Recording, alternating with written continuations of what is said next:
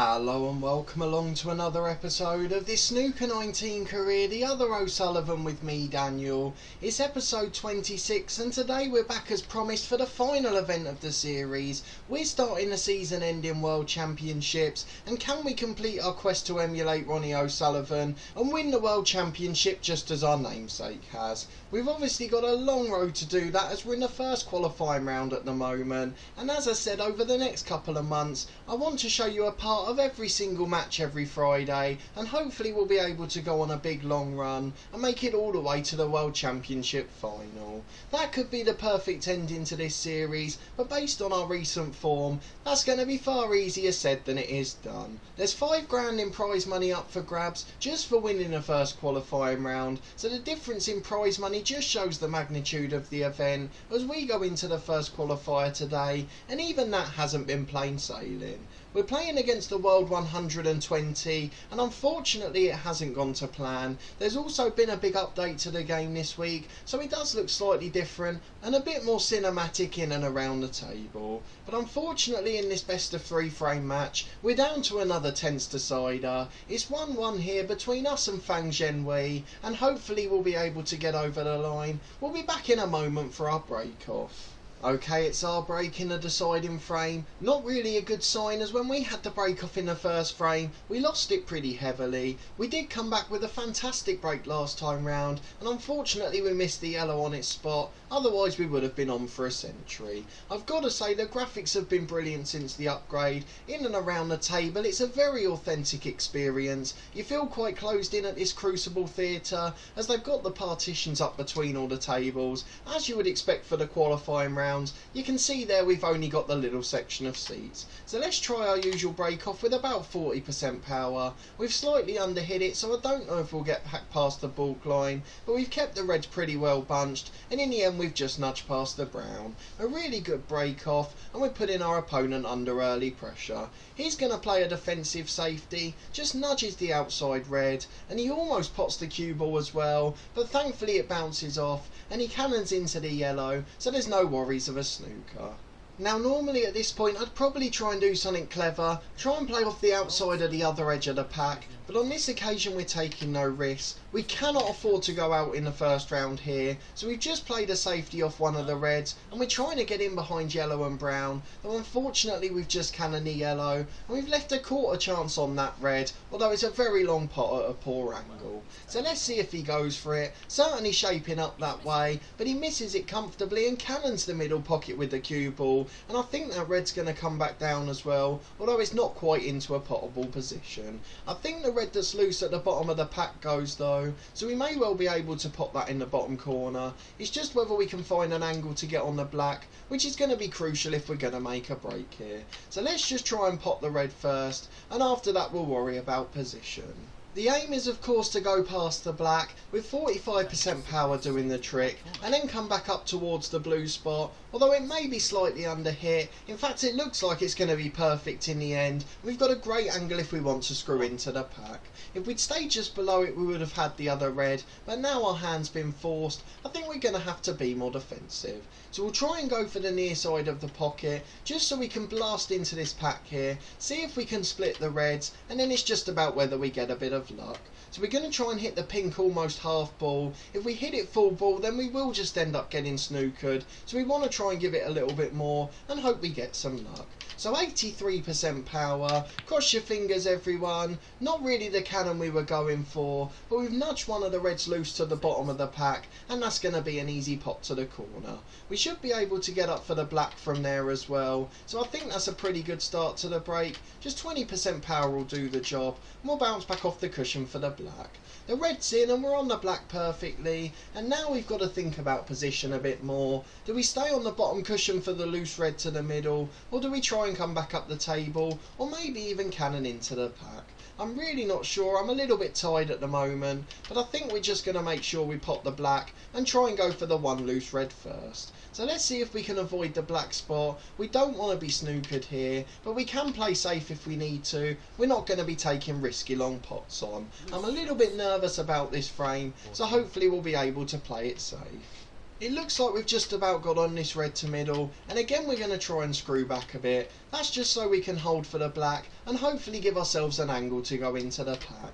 It means we've got to play it with more power though. The red goes straight into the middle pocket. A fantastic pot, and it leaves us on the black and just enough of an angle to go into the pack. Let's see what percentage power we can get on it and how much we can involve ourselves in the pack here. If we can get the cue ball to screw straight through it, it should leave us with at least one or two opportunities. But for that we've got to make sure that the black's in the middle of the pocket. If it touches the jaws at 90% power, it will come flying out and hit everything else. 90% power, the black's gone in. The reds have not split too well, and I don't know if we've got one past the pink spot to the middle. I think that the pink's just about obscuring it, so we've now only got a silly long red to the top corner.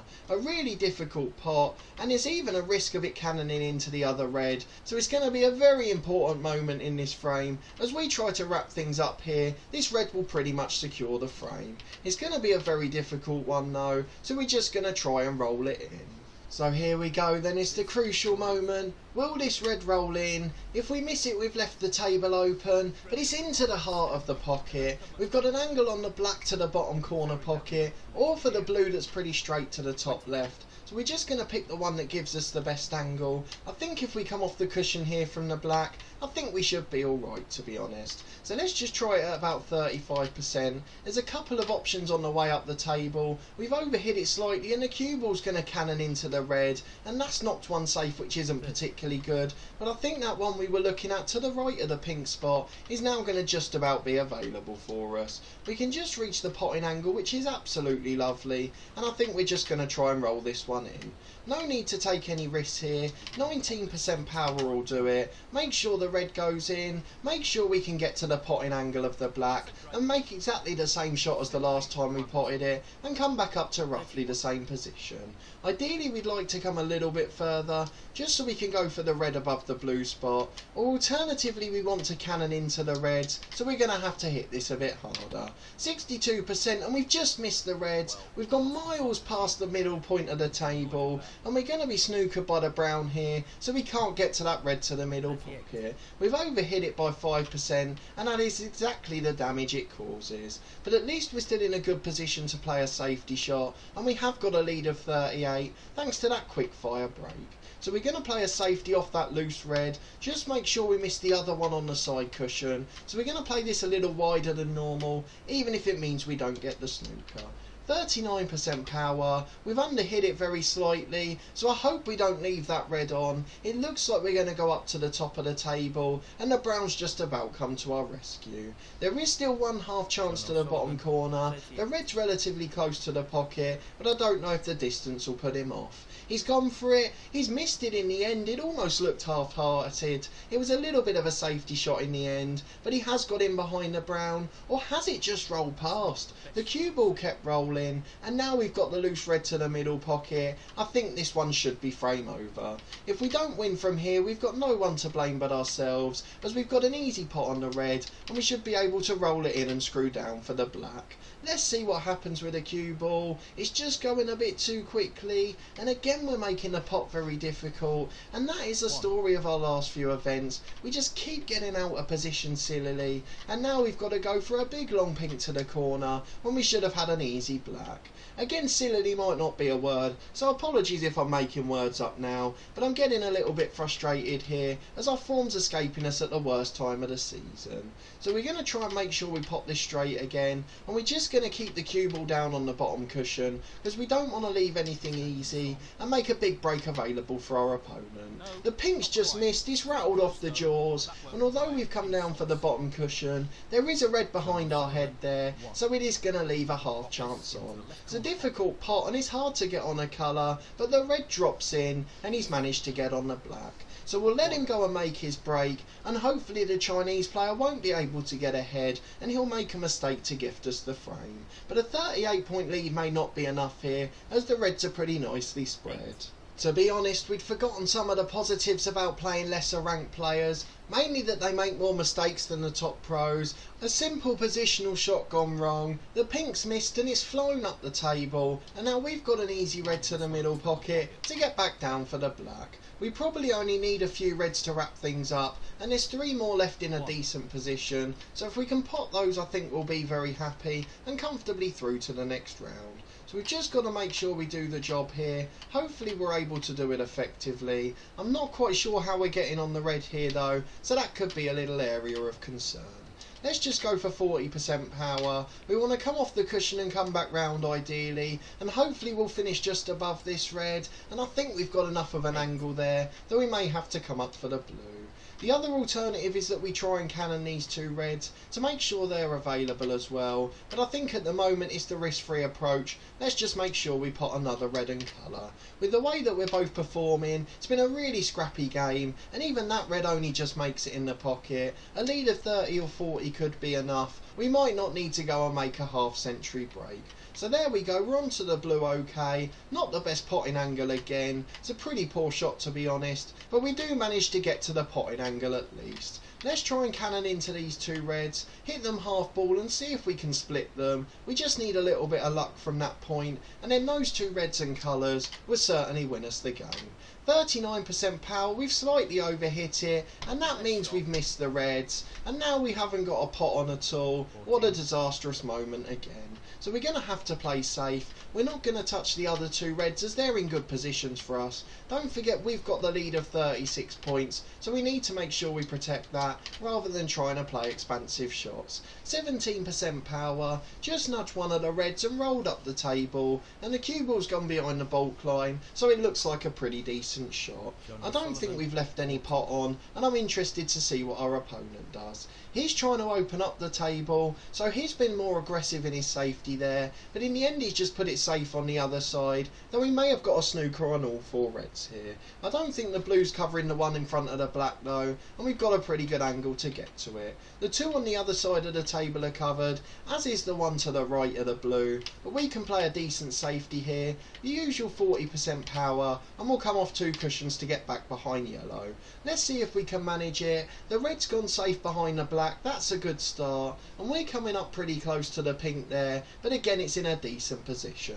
The blue protects the loose red I think, if not he might go for the pot here. He's going for it, he seemed he could get to the angle, but in the end he doesn't quite connect with it. The cue ball's gone awry, but he's got very lucky there. He's managed to get a snooker on all 4 I think. He hasn't, he's just about been found wanting. He got a little cannon off the jaws of the middle pocket, and he almost snookered us behind the green. Can we get to the potting angle is the question. If this one goes in it's certainly job done, but we're going to have to hit it with power again, as we need to screw back to try and get on a colour. We're also going to try and split the 2 reds, just to open it up and make a frame winning break.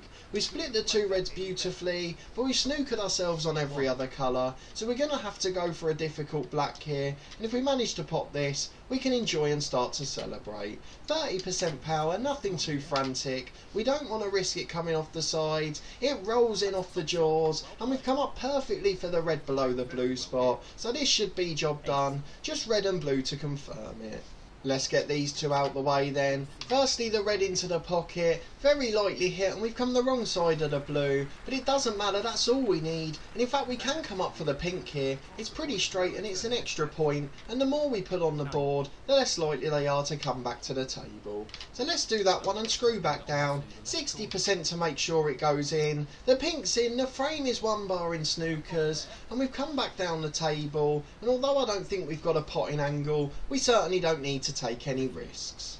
With 51 ahead, with just 43 remaining now, so we do look in really good shape. We're going to try and pop the red into the bottom corner pocket. It's a fine angle, but it naturally takes us up the table, and we should be able to get behind the baulk line. We've just got to make sure we go round the other red, and it doesn't matter now because we have potted the red ball, and that means that we now lead by 52, and there's just 35 left on the table. So we're going to make sure we pot this brown, just because we then don't have to worry about him coming back, and we can start to celebrate victory and hope we can start a run in the World Championships. It's going to be very difficult. We've not been in convincing form at all. Let's be honest, it's a narrow, scrappy 2-1 victory against a player who's right at the bottom of the world rankings. We should have been winning this one at a canter, and our mid-season form has deserted us recently, and again we've struggled to get position in this match. The last red goes in and we've got the pink to the middle pocket, so it is certainly going to be job done, but it has been more difficult than it should have been, and that worries me for the next round onwards, where we'll inevitably play higher ranked opponents. So let's try and get up the table here, make sure that we don't snooker ourselves on the yellow. The pink goes in, which is great. The yellow may well pot to the middle from here, but again it's a fairly acute angle, but at this stage it's just a formality. We're building a break for the sake of it. So we'll try and squeeze it into the middle, knowing that we may well hit the brown ball, and if we do then it will be the end of break, or I think it's hit the near jaws of the pocket. So it is break over, but we're through to the second qualifying round. That was the most important part today. We're still in the World Championships despite a scare against the world number 120. Ronnie O'Sullivan wins. We're through, and that's the most important bit out of today's match. We did win over 2/3 of the points in the match, and we also got the highest break of 82. But in the other two frames we were awful, and in this one, let's be honest, against a better opponent, we would have been beaten like we were against Judd Trump. But now we've got through, let's go and find out who we face in the second qualifying round. That's going to be important. If it's another lower ranked opponent, we will fancy our chances, as we'll get 2 or 3 goes in a frame. Otherwise, if we get someone who can win it in one, we are going to be in a little bit of bother.